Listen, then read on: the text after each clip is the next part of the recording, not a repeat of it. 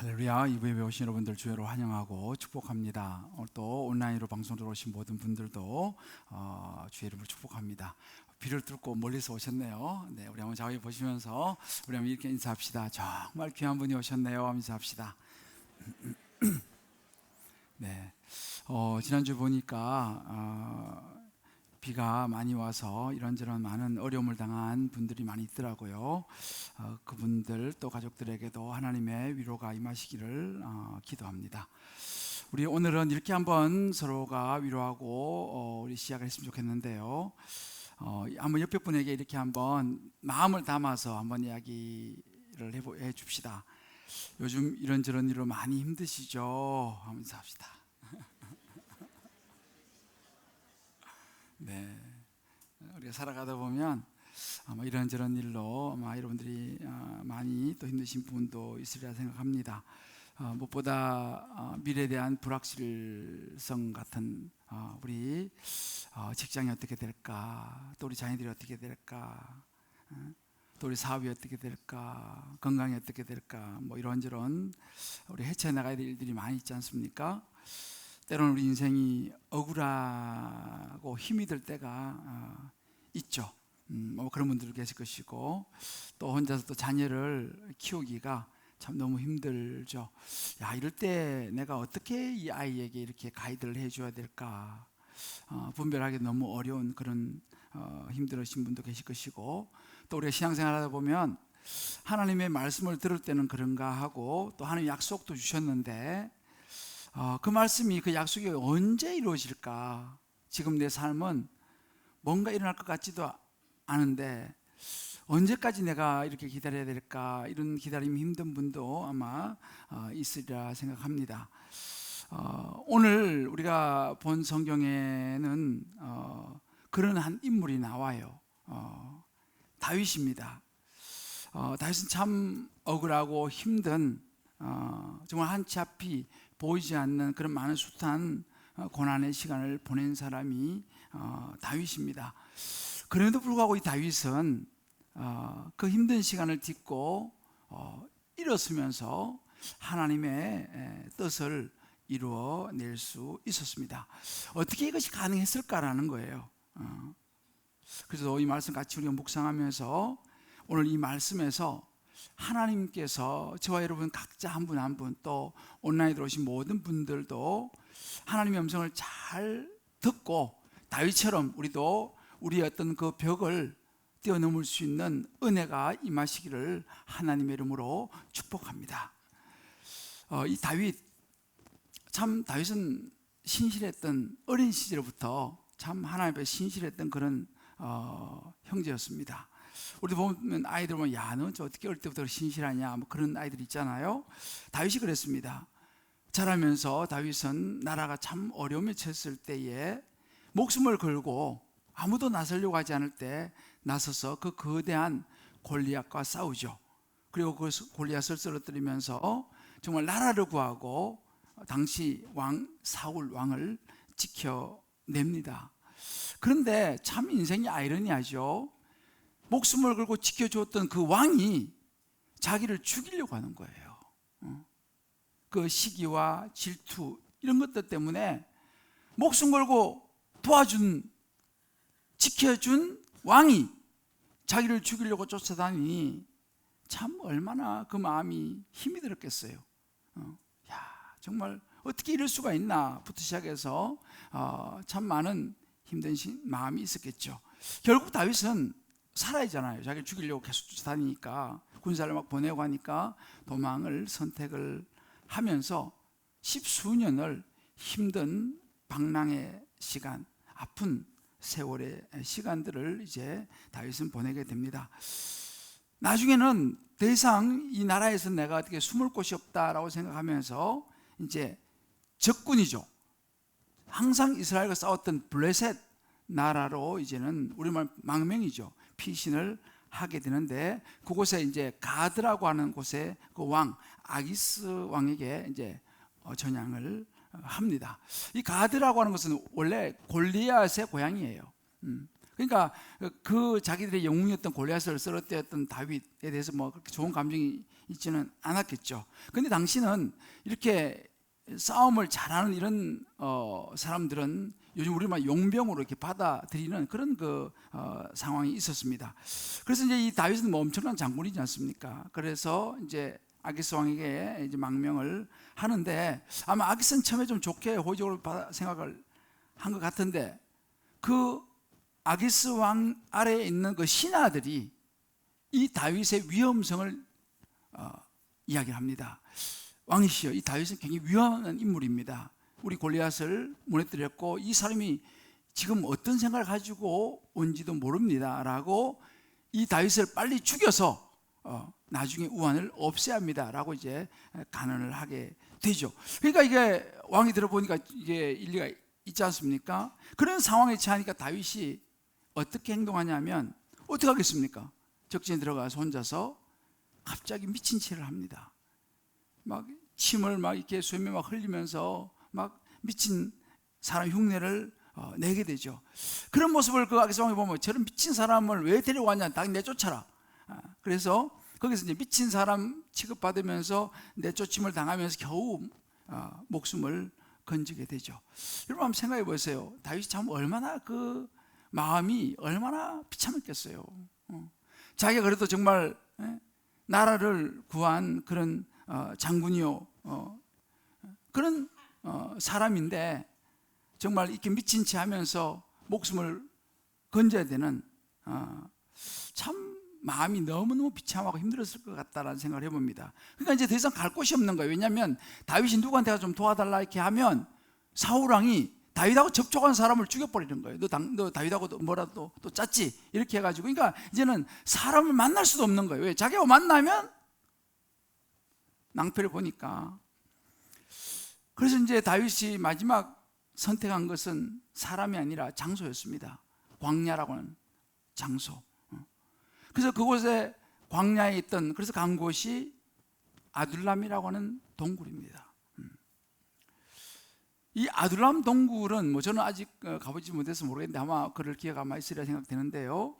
이 아둘람 동굴의 지형을 보면 멀리 이 다윗의 고향인 베들레헴이 보이는 위치라고 합니다. 그러니까 우리도 가끔씩 실향민들 명절이 되고 되면 북한을 바라보면서 정말 보이지만 멀리 갈 수가 없는 그런 그 아픔들을 가끔씩 우리가 보고 있지 않습니까? 다윗이 저 멀리 보이는 자기의 고향 베들레헴이 보이는데 갈 수가 없는 거예요. 그리고 그 사이에는 그 엘라 골짜기가 있었는데, 거기는 골리앗을 무찌렀던, 쓰러뜨렸던 그 장소가 그 엘라 골짜기였습니다. 그러니까 정말 자기가 이 나라를 위해서 큰 역사를 이루고 골리앗을 쓰러뜨렸던 그 장소가 또 앞에 쫙 보이는 거예요. 그런 상황 속에서 사람도 살지 않는 짐승이 사는 그런 동굴에 숨어 들어야 되는 이 다윗의 마음이 참 얼마나 힘이 들었겠습니까? 시편에 보면요, 이 다윗이 그 아둘람 동굴에서 지은 시들이 몇 편 있습니다. 그 중에 하나가 시편 57편이에요. 그 동굴에 들어가서 시편 57편 1절에 다윗은 이렇게 하나님 앞에 정말 절규하듯이 부르짖습니다. 하나님이여, 내게 은혜를 베푸소서, 내게 은혜를 베푸소서. 내 영혼이 죽게로 피하되 주의 날개 그늘 아래에서 이 재앙들이 지나가기까지 피하리이다. 내가 지존하신 하나님께 부르짖으며, 참 그 기가 막힌 상황 속에 그 동굴에서 하나님 앞에 부르짖는 거예요. 나를 위하여 모든 것을 이루시는 하나님께. 그래서 그런 하나님을 의지하고 부르짖는 다윗의 모습을 성경은 우리에게 보여주고 있어요. 여러분, 참 다윗의 마음이 어떻겠습니까? 아마 뭐 참 눈물밖에는 나오는 것이 없지 않았을까, 그런 생각을 해봅니다. 그런데 그때였습니다. 오늘 우리가 읽었던 이 말씀 22장 1절에 보게 되면, 그러므로 다윗이 그곳을 떠나 이제 아기스 왕을 피해서 미친 채 하면서 아둘람 동굴로 도망을 하게 됩니다. 그랬더니만 그곳에서 정말 하나님의 은혜를 구하고 기도하면서 그러는 가운데 그의 형제와 아버지의 온 집이 듣고, 이제 다윗이 아둘람 동굴로 피신해 왔다는 소식을 듣고 거기로 내려가요. 거기고 그들뿐만 아니라 환난당한 사람들, 이런저런 인생의 어려움을 만나가지고 참 어찌할 수 없는 사람들, 또 빚진 자들, 빚을 못 갚아가지고 참 힘든 사람들, 마음이 원통한 사람들, 이런 사람들이 그 다윗의 그 처지와 그런 상황을 다 알지 않습니까? 듣고 그에게 모여드는 거예요. 그래서 다윗은 그들의 우두머리가 되었다. 여기서 우두머리란 말은 별로 좀 좋은 번역은 아니에요. 그들이 모여와서 다윗을 리더로, 우리의 리더가 되어주십시오 하고 이제 하는 거예요. 그래서 다윗이 그들의 리더가 되고 그렇게 온 사람이 약 400명가량 되었다라고 성경이 이야기를 합니다. 이렇게 해서 이제 만들어진 게 뭐냐면 아둘람 공동체인 거예요. 아둘람 동굴에 참 어찌 보면 비주류들이죠. 원통하고 빚지고 참 환난당하고 억울한 사람들이 모였습니다. 근데 이 아둘람 공동체에 모인 이 사람들이 나중에는 다윗을 이제 왕으로 세우고 나라를 세우는데 결정적인 역할을 이제 하게 되는 부분이 뒤에 이제 나옵니다. 저는 이 다윗의 이 아둘람 공동체를 묵상하다가요, 전 다윗 참 좋아하거든요. 제가 그래서 잉글리시 네임이 데이빗이에요. 정말 다윗의 삶을 저는 자주 묵상하는데 이 공동체 묵상하다가 제 마음에 묵상된 두 가지 마음이 있었어요. 하나는 이 다윗 입장에서 그래도 참 자기 이런 신세인데 자기를 찾아와주고 또 다윗과 함께 해준 이 사람들이 참 위로가 됐겠다 이 생각을 했어요. 얼마나 위로가 됐겠어요, 마음에. 그죠? 아무도 정말, 왜냐면 다윗 편에 섰다가는 자기도 죽을 수 있거든요. 사울왕이 계속 추격하니까. 그 사람들이 굉장히 위로가 됐겠다라는 마음도 들었습니다만, 한편으로는요, 야, 많이 부담스럽지 않았을까 이런 생각이 들었습니다. 왜냐하면 좀 막 힘 있는 막 국방부 장관이라든지 좀 이렇게 힘 있는 능력자, 실력자들이 조인을 했으면은 뭔가 좀 한번 좀 해볼 수 있을 것 같은데, 그런 힘 있고 뭐 유력한 능력 있는 이런 사람이 다윗에게 조인한 게 아니라 그야말로 완전 비주류죠. 그죠? 정말 어쩌면 자기와 같은, 자기보다 더한 그런 사람들. 그러니까 자기가 지금 도망다니는 입장에서 혼자 지금 도망다니기도 힘드는데 그런 사람들이 몰려와가지고 같이 도망다녀야 되니까 엄청 부담스럽지 않았겠습니까? 쉽지 않았으리라 생각되는 거예요. 왜? 발각되기도 쉬우니까. 또 자기가 리더가 되니까 어떻게 되냐면 책임을 져야 되는 거예요. 또 이 사람들도 먹여 살려야 되지 않습니까? 나중에 보면 다윗이 있잖아요. 이 사람들 먹여 살리려고 이런 농사 짓는 데 가가지고 막 도와주기도 하고 이런 여러 가지 일을 합니다. 그러다 나중에 또 막 배신을 당하고 여러 가지 일들이 일어나는데 이제 그런 책임감이 더 주어지는 거예요. 리더가 되니까. 그것도 한두 명도 아니고 400명가량이었습니다. 자, 여러분 어떻게 생각하세요? 이 다윗의 이 상황에 대해서. 제가 이 다윗의 상황을 묵상하다가 이것이 어찌 보면 오늘날 우리 신앙생활에도 그대로 이게 참 적용되어질 수 있겠다는 생각을 했습니다. 저는 여러분 우리 예수 믿고 교회를 나오지 않습니까? 또 신앙생활을 같이 하면서 사실 우리도 이런 마음이 있지 않을까라는 생각이 드는 거예요. 한편으로는 교회라는 곳이 위로가 되고 또 말씀 들으니까 또 때로는 도움도 되고 이렇게 좋은 그런 부분이 있지만, 다른 한편으로 생각하면 사람들하고 또 뭐 이게 어울려야 되고 뭐 또 모르는 사람도 만나야 되고 또 때로는 뭐 대화도 해야 되고 또 옆에서 목사님께 뭐 귀한 분이 오셨네요 그래 이야기도 하라 그러고 하고 인사도 하라 그러니까 이게 부담되는 거예요, 사실은요. 그래서 우리 안에는 그냥 조용히 다니고 싶은 그런 마음도 사실은 있지 않습니까? 다윗은 그런 상황이 아닐까 싶어요. 사실은 성경에도 보면요, 이게 뭐 나쁜 게 아니라 우리 마음속에 그런 마음이 있어요. 여러분 잘 아시는 성경에 그 니고데모라는 사람이 나옵니다. 요한복음 3장 1절 보면 바리새인 중에 니고데모라는 사람이 있으니 유대인의 지도자라. 이 니고데모는 유대인의 지도자예요. 당시 산헤드린 공의회 회원, 우리말 국회의원 중에 한 명입니다. 이런 사회적인 지위를 가진 사람이 니고데모였어요. 그런데 이 니고데모가 예수님에 대한 관심을 가졌습니다. 소문도 듣고 또 이 니고데모는 구원에 대한 그런 관심도 열심도 있었어요. 근데 문제는 뭐냐면 자기 신분인 거예요. 자기가 국회의원인데 당시 유대인들과 바리새인들은 예수님을 인정하지 않았습니다. 오히려 죽이려고 하는 그런 상황들이 전개되죠. 그런데 자기도 그런 유대인 중에서도 바리새인 또 정치인 이런 사람에도 불구하고 관심이 가는데 그렇다고 대놓고 예수를 만날 수는 없는 거예요. 남들이 이목도 있고 부담스러운 거죠. 그래서 밤에 니고데모가 아무도 안 보는 밤에 예수님을 찾아가는 장면이 나와요. 그래서 예수님께 구원에 대한 질문들을 하는 그런 부분이죠. 바로 이런 모습입니다. 부담이죠, 신앙생활이. 뭔가 좀 알고는 싶고 믿고 싶은데 사람이 부담스러운 거예요. 물론 뭐 무조건 나쁘다고 말할 수는 없습니다. 상황이 다 다르고 뭐 여러 상황이 있을 수 있으니까요. 또 우리 온라인도 마찬가지죠. 온라인 예배도 마찬가지죠. 여러 가지 상황이 있습니다. 어찌 보면 다윗의 상황이죠. 한편으로는 위로가 되고 좋지만 한편으로는 엄청 부담스러운 거. 자, 그러면 이럴 때 다윗이 어떻게 했느냐라는 거예요. 제가 이 말씀을 묵상하면서 한 사람이 떠올랐습니다. 이 사람은 제가 이제 영국에서 공부하면서 크리스찬 에틱, 이 기독교 윤리를 과목을 공부를 할 때 소개받았던 분인데 이분이 미국 그 타임지에서 2001년도에 미국 최고의 신학자로 선정되었습니다. 당시 듀크 대학, 미국 명문대학 듀크 대학의 윤리학 교수로 학생들을 가르치고 있었던 스탠리 하우바스라고 하는 아주 유명한 분입니다.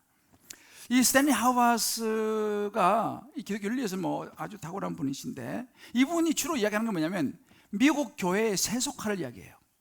미국 교회가 너무 세속화됐다. 미국 교회 성도들도 너무너무 세속화됐다 라고 아주 신랄하게 이야기를 합니다. 그러면서 이분이 무슨 이야기를 하냐면 특히 교회가 세상과 같이 개인의 자유와 권리를 중요한 가치로 가르치는 거 이거 반대합니다. 교회는 하나님 중심의 신본주의로 가야지 어떤 사람의 인격과 뭐 존중 자꾸 인본주의로 가는 거 그거 안 된다. 교회는 세상의 성공이 아니라 예수의 복음의 가치를 이야기해야 되고 개인적인 어떤 윤리보다는 공동체 윤리를 기반으로 해서 교회는 세워져야 된다 라고 주장하는 학자가 이 스탠리 하우바스예요. 굉장히 중요한 이야기죠. 그러면서 이 하우바스가 무슨 이야기를 하냐면 사람들은 돈과 명예와 어떤 개인적인 어떤 그 편안함, 즐거움 그런 것을 추구하는데 세상 사람들은 그것으로 모든 걸 채울 수 있다고 생각하지만 그걸로는 인생의 갈증을 채우지 못한다. 예수 그리스도의 복음만이 채울 수 있다라고 이야기를 하는 거예요. 굉장히 중요한 이야기죠. 이런 갈증이 개인의 능력이라든지 어떤 자유라든지 이런 걸로는 채울 수 없다는 거예요. 공동체 안에서 복음으로만 채울 수 있다라고 이야기를 합니다. 그러면서 뭐라고 말하냐면 성도들에게 예배의 자리로 돌아오십시오. 공동체로 들어오십시오. 라고 외쳤어요. 여러분 참 중요한 이야기죠. 우리는 보통 세상 사람들은 그렇지 않습니까? 돈과 명예와 권력과 소위 말하는 성공이 있으면 인생이 다 채워질 것 같다고 우리는 느끼지 않습니까? 뭐 누구도 예외는 없죠. 목사도 마찬가지로 잘 나가는 목사, 성공한 목사, 유명한 목사가 되고 싶으면 마음이 제 안에도 있습니다. 자, 그럼 그것으로 내 인생의 갈증이 채워지냐는 거죠. 여러분 최근에 타이타닉 그 주변을 이제 그 깊은 해저를 탐사한 타이탄 잠수정이 들어갔었죠. 여러분 거기에 탄 사람들은 보통 사람들이 아니었습니다. 다 억만장자들이었어요. 그 한 번 타는데 돈을 수억을 내고 탄 억만장자들이 들어갔습니다. 그분들이 뭐가 부족합니까? 돈이 없습니까? 명예가 없습니까? 권력이 없습니까? 뭐가 없습니까? 그걸로는 채워지지 않는 거예요. 새로운 세계에 대한 호기심, 성취감 일종의 그런 거죠. 왜? 채우지 않으니까. 나쁘다는 것이 아니라 인생은 결국은 그런 걸로는 채우지 않는다는 이야기죠. 스탠리 하우하스가 그런 이야기를 하는 거예요. 복음, 예수님으로만 채워줄 수 있기 때문에 복음의 자리로 성도들은 나와야 되고 예배의 자리로 공동체로 와야지 인생의 갈증이 해결된다라고 하는 이야기였어요. 근데 이 스탠리 하우하스가 처음부터 이것을 이런 공동체에 대해서 깊이 스스로가 체험하고 깨달은 건 아니었어요. 이 스탠리 하우하스는 좋은 가정, 좋은 공동체에 자라지를 못했습니다. 그 부모가 크리스천이었지만 오랫동안 자식이 없었어요. 그래가지고 늘 괴로워했습니다. 그래서 오랜 시간을 이 엄마가 정말 기도하다가 어느 날 그 사무엘상에 한나 있죠. 한나의 기도. 그 한 말씀을 보다가 한나의 기도를 보고 그 한나의 기도를 붙잡고 계속 기도하다가 기도 응답으로 늦게 아들을 하나 낳았는데 이 아들이 스탠리 하우하스였어요. 근데 그 아버지는 벽돌공이었습니다. 그래서 7살 때부터 이 스탠리 하우하스는요, 아버지를 도와가 벽돌을 나르는 일을 하면서 참 힘든 유년 시절을 보냈습니다. 대학 될 때까지 예수를 안 믿었어요. 그런데 이런저런 상황 속에서 우여곡절로 예일대학에 이제 들어가서 신학을 공부하게 돼요. 또 철학을 공부하게 됩니다. 그리고 기독교 윤리를 이제 공부하게 되면서 예수님을 이제 만나게 돼요. 그 예수를 믿게 됩니다. 그런데 그렇게 예수를 믿고 이제 하기도 받고 유명해지기 시작했지만 이 스탠리 하우하스에게는 아무에게도 말 못할 고난이 있었어요. 자기가 너무 사랑해서 결혼한 여인 앤이라고 하는 부인이 있었는데 이 부인이 결혼하고 한 10년 정도가 지나가면서 조울증이 나타났어요. 그래서 이 부인 앤은 자기 남편은 자기를 망치는 사람이라고 생각을 하는 거예요. 그리고 남편 주변에 있는 친구들이나 남편 주변에 있는 그 사람들이 오히려 자기를 사랑하고 구해줄 사람이라고 착각을 하면서 계속 무리를 일으키는 거예요. 그래서 막 주변 사람들한테 이 정상이 이제 점점 이제 악화되면서 이 14년 동안 점점 정상이 악화돼요. 그 당시 이제 노틀담 대학에서 윤리학 교수로 이제 명성이 상당히 이제 올라가고 있었는데 이 부인이 자기 남편에 대해서 막 계속 비난하고 막 이상한 안 좋은 말 계속하고 막 그 망상 이런 걸 막 계속 주변에 하니까 이 남편으로서 얼마나 고통스럽겠습니까? 그리고 심지어 이제 앤이 이제 그 조울증 때문에 그 남편 친구들을 막 친구 남자를 스토킹하는 거예요. 자기를 사랑한다고. 그런 참혹한 세월을 보냅니다. 그러다가 이제 이 앤리 스탠리 하우하스가 미국 유명한 명문대학 듀크 대학으로 이제 자리를 옮기게 돼요. 근데 그때 무렵에 이제 부인이 이야기하는 거예요. 난 당신하고 못 살겠다. 난 내 사랑하는 사람을 만나서 살아야겠다라고 남편을 떠나요. 그러면서 이제 그 병 때문에 막 여러 번 자살 시도하고 이렇게 하다가 이제 50대 초반에 신부전증으로 쓸쓸하게 인생을 이제 마감하게 됩니다. 근데 문제는 뭐냐면 이런 그 고난과 아픔의 시간을 이 스탠리 하우하스가 보내면서 자기의 이 힘든 이런 아픔들을 털어놓을 공동체가 없었던 거예요. 혼자서 이것을. 그러니까 자기 가르치는 것은 교회 공동체에 대해서 가르치고 세상이 놀랄만한 아주 유명한 그런 업적을 남긴 석학이었는데 정작 자기 자신의 이 고통과 이 문제를 나누고 부탁할 기도로 부탁할 공동체가 스탠리 하우하스는 없었던 거예요. 자기 이제 그런 유명도가 여러 가지 있으니까 교회를 다녔지만 뭐 이 교회도 한번 가고 저 교회도 한번 뭐 그런 식으로 이제 예배를 아마 드렸던 것 같아요. 여러분 생각해 보세요. 우리도 그럴 수 있다는 거예요. 우리도 이 스탠리 하우하스처럼 세상에서는 인정받는 그런 자리에 우리가 있을 수 있습니다. 세상에서는 다 알아주는 그런 자리에 있을 수 있어요. 때로는 인생을 살아가면서 별 고난이 없을 수 있습니다. 그죠? 인생이 편안하게 지금까지 살아온 수도 있죠. 자, 이런 경우가 어떤 경우냐 하면 내 혼자서 할 수 있다는 자신감이 충만한 거죠. 왜? 내가 사회에서 너무 능력 있게 지금 살아왔으니까. 제가 내가 별로 어려움이 없이 살아왔으니까 나는 내 혼자도 잘 살 수 있어 라고 생각하는 분들이 공동체로 들어가는 것이 쉽지 않다는 사실이에요. 왜? 부담이 되는 거예요. 뭔가 내가 능력 있는 사람이니까 난 그곳에 들어가면 뭔가 내가 그 사람들 좀 뭐 또 신경 써줘야 될 것 같고 도와줘야 될 것 같고, 아유 뭐 나도 바쁜데 신경 쓰기 싫다는 거죠. 그렇게 자기는 혼자 살아오다 보니까 이 아내의 조울증이라고 하는 이 큰 고난을 만났을 때 할 수 있는 것은 뭐냐면 혼자 참고 버티는 것밖에 할 수 있는 게 없는 거예요. 왜? 누구하고도 이것을 오픈하지 못했고 나는 공동체가 없으니까 이런 사람들일수록 참는 거예요. 버티는 거예요. 그렇게 살았습니다.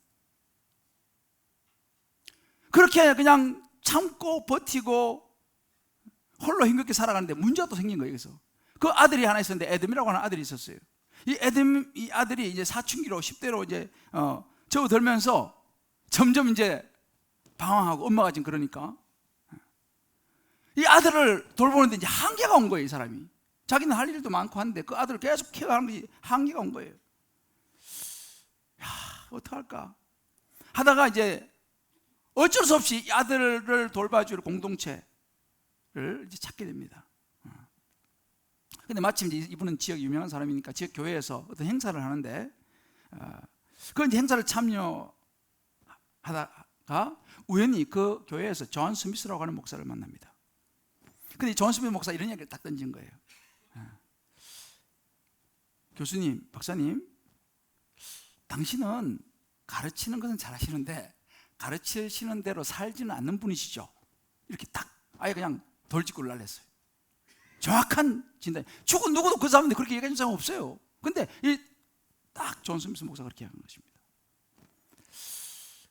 근데 그 얘기를 듣고 기분이 나빠야 되잖아요, 그죠? 근데 오히려 신뢰를 느끼는 거예요. 아, 정확하게 말해주는 목사가 있구나. 그래서 그 말에 오히려 신뢰를 느끼고 그 존 스미스 목사 교회에 가서 등록을 해요, 이분이. 근데 문제는 등록하면 아무리 유명한 석학 교수를 하더라도 존 스미스 목사가 하는 세가족 모임을 1년 해야 돼요. 거기에 가서. 근데 스탠리 하우버스가 1년 코스를 들어갑니다. 그 1년 동안 이제 과정을 수료하는데 문제는 뭐냐면 아들이 에돔도 이제 세례도 받고 이제 입교도 하고 이렇게 이제 해야 하는데 문제는 뭐냐면 얘가 교육이 좀 받다가 힘들어갖고 자기 부담된다고 못하겠다는 거예요. 아빠 나 못하겠어. 정말 포기하려고 합니다. 그때 존 스미스 목사가 중요한 이야기를 해요. 이렇게 얘기합니다. 혼자서는 그리스도인이 될 수 없다는 걸 깨달아야 한다. 교인이 된다는 것은 도움을 요청하고 받는 것을 말하며 받는 것을 배움으로써 줄 수 있는 사람이 된다 라고 이야기해요. 되게 중요한 이야기예요. 혼자서는 안 된다는 거예요. 도움 안 주고 안 받는 그런 것이 아니라 내가 도움을 받음으로 나도 다른 사람을 도와줄 수 있는 사람이 된다. 이 조언을 받고 이 스탠리 하우버스가 또 많은 생각을 하면서 아들을 잘 다독여가지고 그 아들이 마침내 이제 교육을 받고 입교를 부활절날 하면서 정식 교회 회원이 됩니다. 이제 그 교회 공동체에 들어가서 이 스탠리 하우버스와 이 아들 이 에덤이 누굴 만나냐면 그 교회 공동체의 미국 사람들이 프렌드라고 그래요. 프렌드, 친구들을 만나게 돼요. 그 친구들을 만나가지고 대화하고 하면서 사실은 자기는 그 부인 때문에 정말 인생이 흔들리고 이렇게 계속 살아야 될까? 이렇게 살 가치가 있을까라고 많이 방황했는데 그 교회에 들어가서 그 자기를 위로해주고 함께 해주는 친구들을 만나면서 이것이 회복이 돼요. 자기 아들도 그 공동체에서 케어를 받으면서 회복이 됩니다.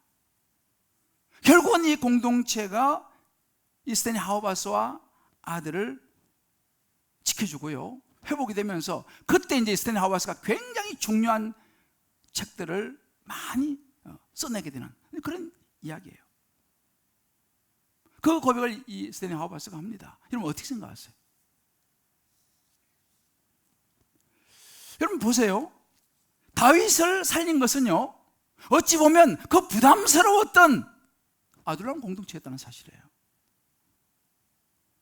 얼마나 힘들었으면 하나님 부르짖으면서 하나님 내게 은혜를 베풀어 달라고 눈물로 호소하던 그 다윗, 하나님 그에게 유력한 사람들을 막 보내고 막 장군들을 보내가지고 힘을 실어준 게 아니라 어찌 보면 원통하고 억울하고 빚지고 오갈 데 없는 그런 사람들을 보낸 거죠. 다윗 생각할 때 내가 지금 다윗은 왕이 될 사람이었습니다. 기름 부음을 받고 왕이 될 사람인데, 아니 내가 어떤 사람인데 저런 사람하고 내가 어울려? 라고 했다면 과연 다윗이 회복됐을까 하는 거죠. 다윗은 그들과 함께 삶을 나누었습니다. 자기 고통을 나누었습니다. 이것이 다윗이 살아나는 계기가 되었어요. 이것이 바로 공동체의 힘이에요. 스탠리 하우스바스가 그렇게 얘기하는 거예요. 공동체는 하나님의 선물이었다, 이렇게 얘기했어요. 그러니까 그 제목을 내가 가져온 거예요. 공동체는 하나님의 선물이었다. 저는요, 이번에 인도를 방문하면서 공동체 힘을 봤습니다. 인도가 남한만 하면 남한의 33배의 땅덩어리, 엄청 커요. 근데 그 상황은 뭐 생각보다 쉽지 않아요. 그 총리가 지금 힌두교이기 때문에 사실은 이게 쉽지 않아요, 나라 전체. 힌두가 워낙 또 세고 하니까. 제가 이번에 그 주 중에서 좀 남쪽에 있는 이 까르나타카라고 하는 그 주에 있는 그 자그마한 신학교, 그 학생이 10명이에요. 10명. 10명밖에 안 되는 이 신학교에 이제 제가 방문해서 그 신학교에서 교회 체프를 세우는데, 우리 교회에서 이제 우리 집사님 또 하셔서 이제 거기 예배당 체프를 이제 우리가 지어줬습니다. 그래서 이제 봉헌식을 하러 갔는데, 제가 거기서 이제 뭘 봤냐 하면은 공동체 힘이 이런 거구나, 이런 걸 내가 보게 됐어요. 여기는 굉장히 열악하고 아주 가난한, 그러니까 그 주에서도 아주 시골이에요. 정말 이 먹는 것도 그렇고 살 빼고 싶은 분들은 거기 갔다 오시면 돼요. 저도 그렇고 이 바지가 헐렁할 정도로 화장실에 뭐 휴지가 없어요. 거의 뭐 모든 거 다 이걸로 해결하니까. 근데 참 열악해요. 근데 그곳에서 사람들이 모여서 예수를 믿더라고요. 예수를 믿는데, 여기는 그래도 제일 좋은 옷 입고 온 거예요, 지금 잔치 내놔가지고. 근데 그곳에서 제가 만난 그 신학생들, 그 해리슨 목사라고 참 그 귀한 목사, 내가 가보니까 지난주에 우리 왔었죠, 그죠? 해리슨 목사. 내가 가서 이제 본데, 이건 다른 데인데, 그래서 이제 가가지고 보니까 신학생 10명인데 그 10명이 있잖아요. 이제 끝내고 우리만 이제 교회를 개척을 하는 거예요. 그 시골에서 또 교회가 없는 곳이 너무 많으니까 복음을 전하러 가는데, 졸업하고 3사람이 이제 파송을 받는 파송식도 같이 했어요. 제가 이제 보니까 진짜 기름 종이에 기름을 해가지고 기름을 이렇게 하고 그 안수를 하더라고요. 그래서 제가 이제 거기 같이 이 비숍하고 또 여러 이제 관계자들하고 이제 안수를 해주는데, 이 사람들 있잖아요. 제가 참 놀란 게, 이 사람들은 보장이 없어요. 이 시골에 있는 목사님들은 우리로 말하면 한 4,000루피, 5,000루피 정도 살비를 받는다는 거예요. 우리로 말하면 한 6, 7만 원 정도. 그나마 그 사람들은 보장이 된 사람들이고, 여기 3사람은요 그것도 없어요. 그냥 이제 파송받고 아무것도 없이 나가서 복음을 전하면서 교회를 이제 자기들이 개척할 사람들인 거예요. 그래서 안수를 받는데 참 놀라운 게, 이 사람들이 얼굴이 까매가지고 표도 잘 안 나지만 눈물을 흘리더라고. 눈물을 흘리면서 안수를 받는 거예요. 제가 그거 보면서 참 많은 생각을 했어요. 참 많은 생각을 했어요. 제가 이렇게 한 번씩 갔다 오면 저는 굉장히 하나님께서 제게 생각하는 게 많고요. 앞으로 여러분 이제 내가 시간 되면 여러분 이제 나눌 거예요. 그런데 이 사람들, 그 자리에서 뭘 했냐면은, 이제 한 목사님 나와가지고, 자, 이분들 지금 아무도 없으니까 이분들 도와줄 사람 손 드시오 그러니까, 그래서 저는 3년 동안 100루피 하겠습니다. 손 들어서 한 분이. 100루피면 우리나라 한 1,600원 정도, 매달 1,600원 정도 하겠습니다. 또 한 분이 저는 500루피 하겠습니다. 그러니까 이제 1,600원 곱하기 5 해보세요. 얼마인가? 뭐. 그래 이제 거기서 막 헌신하는 거예요. 그런데 내가 보니까, 내가 속으로 계산해 보니까 다 한 것도 10,000루피 정도, 우리도 한 16만 원도 안 되겠어 내가 보니까. 그래 이제 그 16만 원도 안 되는 돈을 가지고 이 사람들 3명을 나눠주는 거예요, 생활비로. 야, 참 우리 주님 기쁨의 교회가 앞으로 할 일이 많구나 그런 생각을 하면서 왔는데, 중요한 것은 뭐냐면요, 이 사람들이 그 마음에 예수의 꿈을 꾸면서 예수 공동체를 향한 꿈을 꾸더라니까요. 자기네 나가서 그 힌두 어렵지 않습니까? 먹을 것도 제대로 못 먹으면서 자기 복음을 전하겠다는 거야. 눈물을 흘리면서 안수를 받고 나가는 거예요. 그런데 그들의 함께 했던 공동체가 있다는 거예요. 비록 100루피 1,600밖에, 그것도 그 사람들 힘든 사람들이에요. 그런데 그 1,600원 나 지원하겠습니다, 그런 공동체가 그들을 정말 감싸주고 기도로 밀어주고, 이 기도하는데요, 뒤에서 다들 막 손들고 기도하는데, 야, 이게 공동체 힘이었어요. 자, 여러분이 묻고 싶습니다. 여러분에게는 그런 공동체가 있습니까? 어찌 보면 이 스탠리 하우바스처럼 체면과 평판 때문에, 이 교양이라는 이런 것 때문에 다른 사람들을 회피하고 자꾸만 거리를 두려고 하는 그런 마음이 내 안에 없느냐는 거죠. 그럼 나는 완전하냐? 아니에요. 내 안에는 여러 가지 해결될 문제들이 많이 있고 내 인생에 아픔과 고통이 있는 거예요, 이 스탠리 하우바스처럼. 그렇지만 누구하고도 나눌 수가 없는 그런 분이 없습니까? 하나님께서 허락하신 이 공동체 안에서 여러분의 인생의 아픔을, 솔직하게 힘든 부분들을 풀어내고 있습니까? 세상에 우리 온라인으로 들어오신 우리 성도님들 많이 있습니다. 적어도 수백 명, 적어도 1,000단 이상이 온라인으로 들어오고 계시는데, 한번 생각해 볼 필요가 있어요.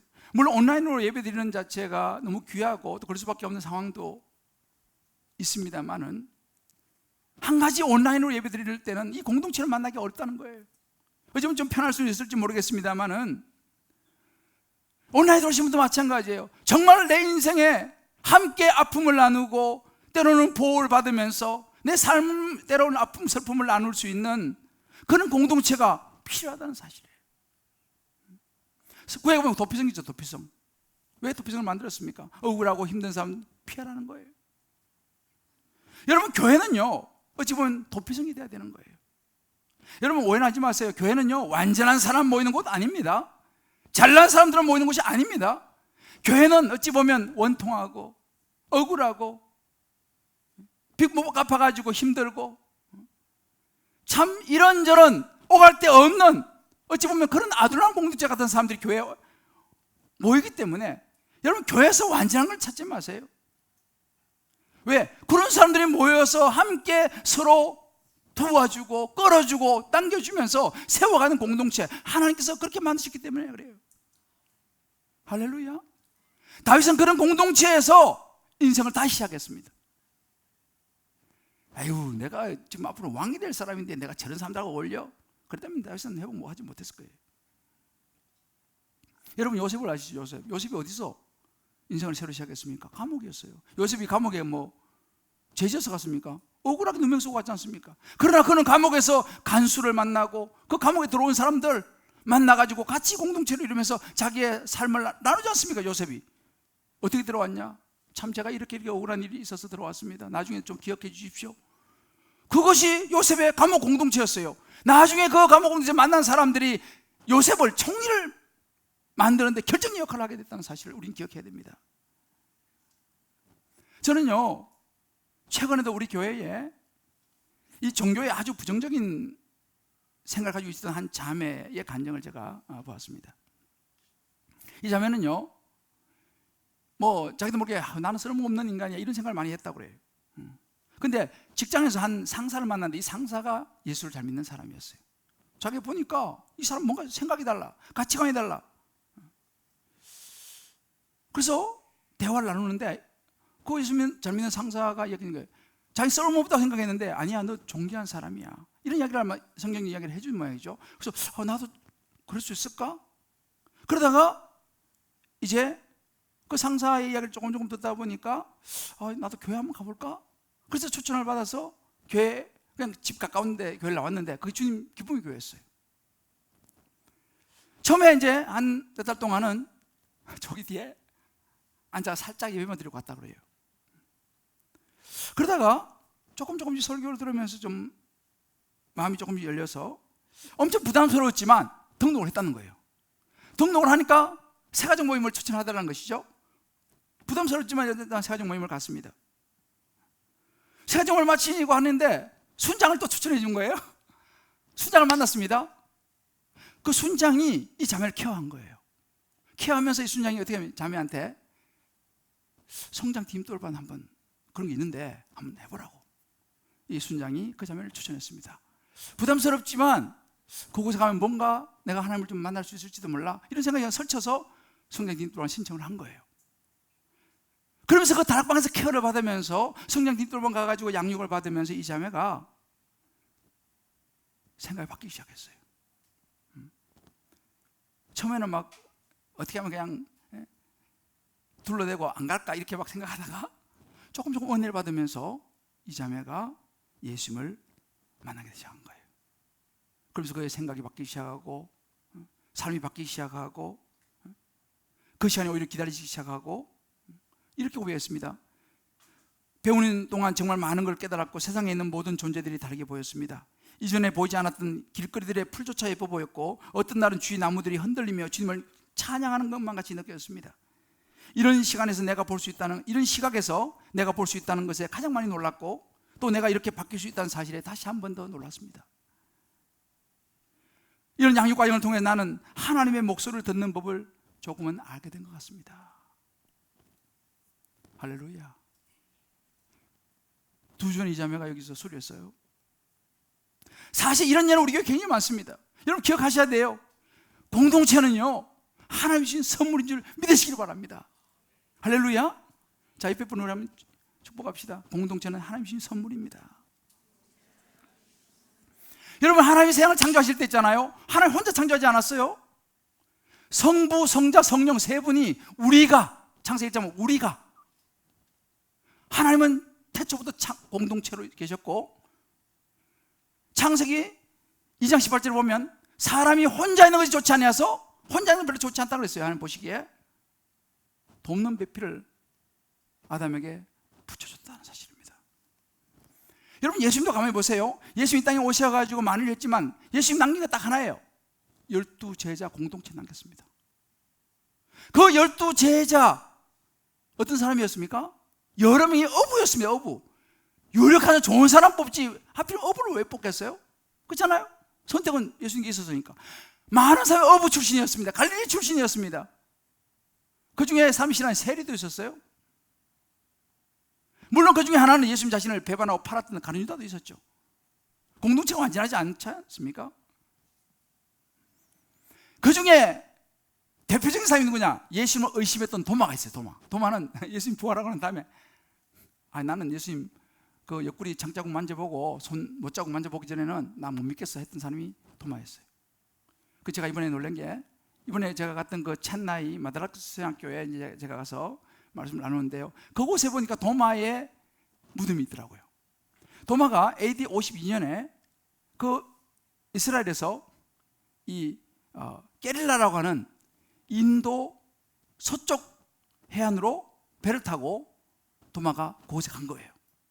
그래서 AD 72년까지 20년을 그 남부 첸나이 그쪽 중심으로 해서 사역하다가 AD 72년에 창에 찔려서 순교했습니다. 그 창에 찔려서 순교한 그 장소가 거기 있더라고요. 그리고 거기에 이제 좀 떨어진 곳에 도마의 무덤이 있었어요. 그냥 굉장히 놀란 것이 뭐냐면 이 도마 한 사람의 영향력이 이 인도를, 물론 지금도 열악하고 힘들지만은 그 남쪽에는요 보니까 교회 십자가가 여러 개 서 있어요. 힌두 그 나라에서 말이죠. 그러니까 도마가 복음을 전해서 세운 그 공동체가, 그래서 그 마드라스 신학교, 아까 이제 잠깐 나왔는데 그 마드라스 신학교의 학생들이 거기서 와서 공부하는 거예요. 그들이 또 나가서 복음을 전하는 거예요. 이 청년들 보니까 막 가슴이 뜨거워져 가지고 목이 쉬라고 제가 설교를 했어요. 마이크 성능이 좀 안 좋아서 너무 가슴이 뛰었어요. 이들의 공동체를 보면서요, 야, 누가 있습니까? 도마가요, 도마가. 의심 많은 도마. 의심 많은 도마. 여기 여러분들 중에서 의심 많으신 분들 가능성이 있습니다.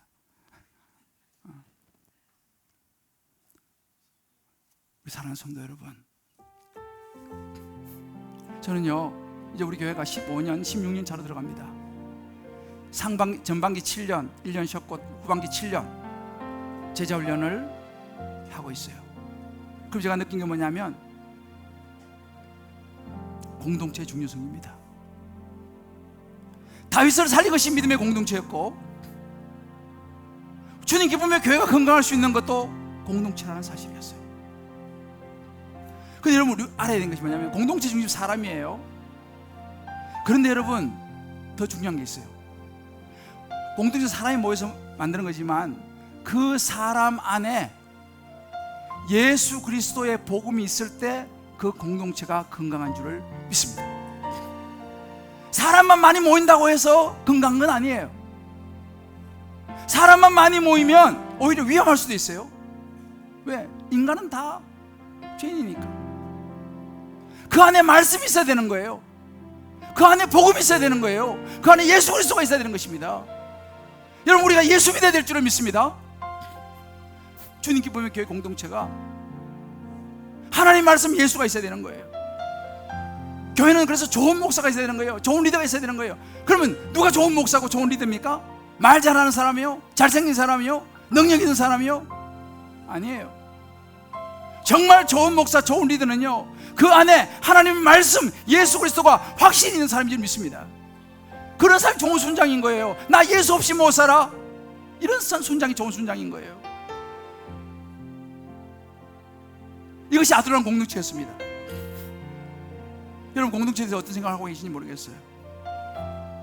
여러분, 개인적으로 말 못할 힘든 일이 있습니까? 그걸 가지고 혼자 여러분 살아가고 계세요? 아니면 여러분들도 이 스탠리 하우바스처럼 공동체 안에 들어와서 말씀을 통하여 예수를 만나고 더 깊이 하나님 안에 살아가기를 원하십니까?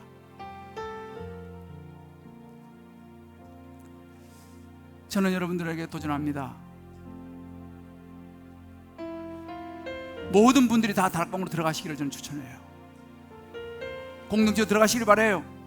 교회 공동체 안으로 들어오시길 바랍니다. 무엇을 위해서가 아니에요. 공동체 안에 생명이 있기 때문에. 사람만 모이는 공동체는 소망이 없어요. 그 안에 복음이 있고 예수가 있기 때문입니다. 믿습니까? 저는 요즘 우리 순장들 카톡방을 보면서요, 여기가 아둘람 공동체다. 모여가지고 맨날 뭐 이상한 이야기만 하는 게 아니라, 나 예수 없이 못 살겠어요. 난 이런 너무 힘들어서 오늘도 하나님의 말씀 붙잡습니다. 그런 고백들을 들으면서 내가 잊어버렸던 예수를 찾는 거예요. 그래, 맞아, 나도 예수 붙잡아야지. 나도 말씀 붙잡아야지. 이게 도전, 이게 아름다운 공동체인 거예요. 온라인 예배를 들으신 분들 마찬가지 여러분 고민합니다. 상황이 어쩔 수 없어서 온라인 예배 드리는 거 뭐 좋습니다만은, 그러나 여러분 속으로 공동체로 다 들어가시기 바라요. 혼자서는 안 됩니다. 혼자서는 이 험한 세상을 이겨낼 수가 없어요. 사단이 얼마나 강조한지 몰라요. 우리 한번 이 시간 함께 이 찬양 부르고 기도했으면 좋겠습니다. 사랑의 나눔 있는 곳에 하나님께서 계셔요.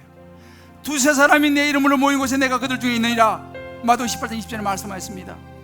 주님은요, 함께 있기를 원해요. 함께 있기를 원해요. 우리 아픔도 슬픔도 고난도 나눌 수 있는 공동체, 그곳에 하나님께서 계시고 그것이 진정한 아름다운 생명 공동체가 되는 줄을 믿습니다. 우리 한번 이 찬양 같이 부르면서 주 음성 붙들고 같이 한번 기도하겠습니다.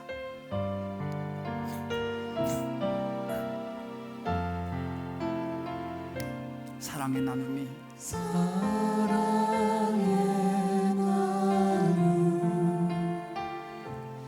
있는 곳에 그곳에 하나님이 계세요.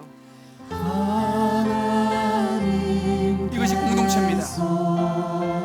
하나님의 선물이죠. 계시도다.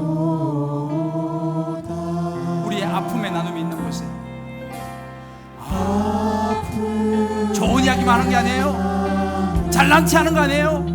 내 아픔을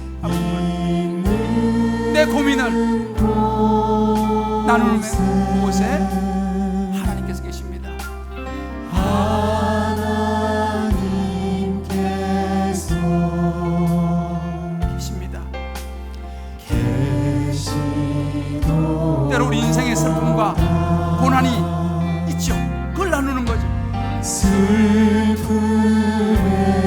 나눔 공동체는요, 자랑하러 오는 게 아니에요. 있는 나의 약함을 자랑하고 나의 약함을 나누고 하나님의 위로를 경험하는 거죠.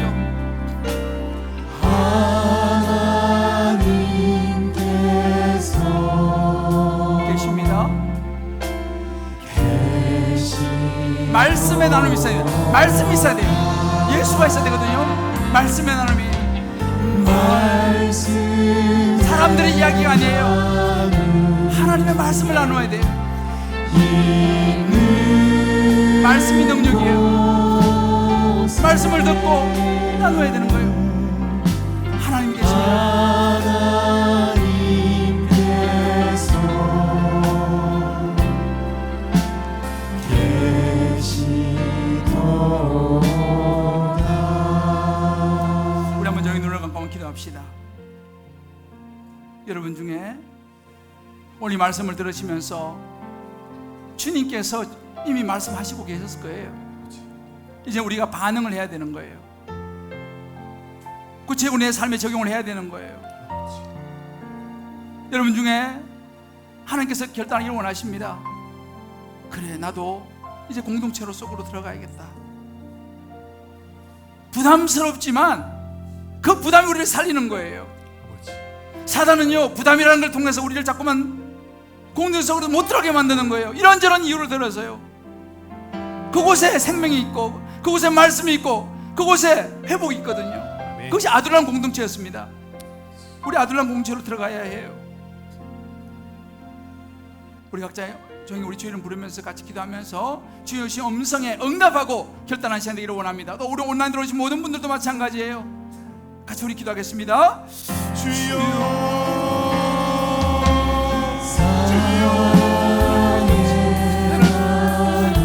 하나님 아버지, 하나님 아버지, 그렇습니다. 우리에게 말씀하여 주시고 아버지 하나님 우리에게 말씀하여 주시고 아버지 내 가운데 우리가 쓰기를 원합니다. 아버지 말씀 가운데 쓰기를 원합니다. 오 하나님 아버지 도와주시고 오 하나님 아버지 도와주시옵소서.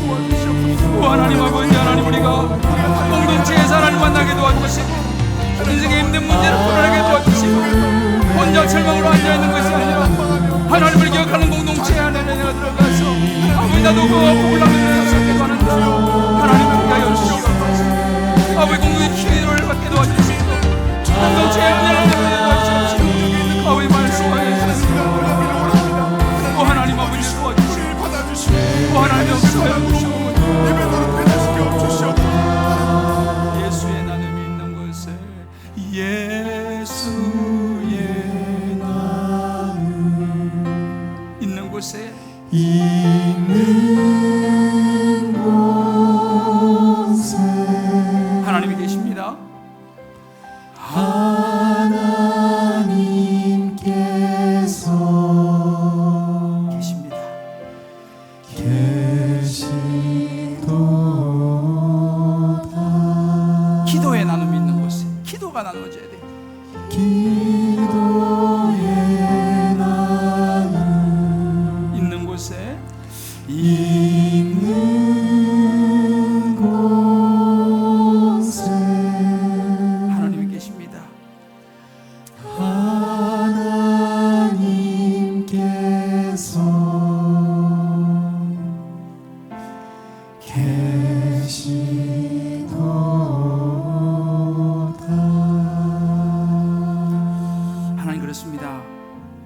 혼자서는 안 된다고 하십니다.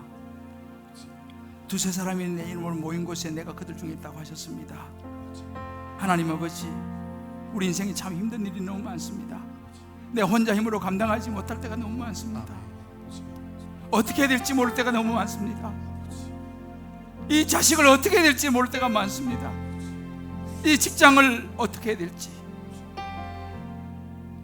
하나님, 그러나 우리가 오늘 말씀을 기억하면서 다윗처럼 아둘람 공동체를 만나게 도와주시고, 혼자 절망으로 앉아있는 것이 아니라 하나님을 기억하고 말씀을 붙들고 예수를 붙들고 나눌 수 있는, 우리의 인생을 말씀으로 해석해낼 수 있는 그런 아둘람 공동체, 우리 주님 기쁨의 교회가 되게 하여 주시옵소서. 아멘. 모든 다락방이 아둘람 공동체가 되게 도와주시옵소서. 아멘. 모든 만남이 아둘람 공동체가 되게 도와주시옵소서. 아멘.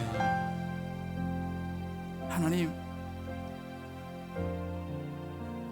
그런 아름다운 공동체를 우리가 이루어 힘든 세상이지만 끝까지 우리 믿음을 지켜내게 도와주시옵시고, 아멘. 끝까지 말씀을 지켜내게 도와주시옵시고, 아멘. 끝까지 우리의 구원을 이루어가게 하여 주시옵소서. 아멘. 예수님의 이름으로 기도합니다. 아멘. 아멘.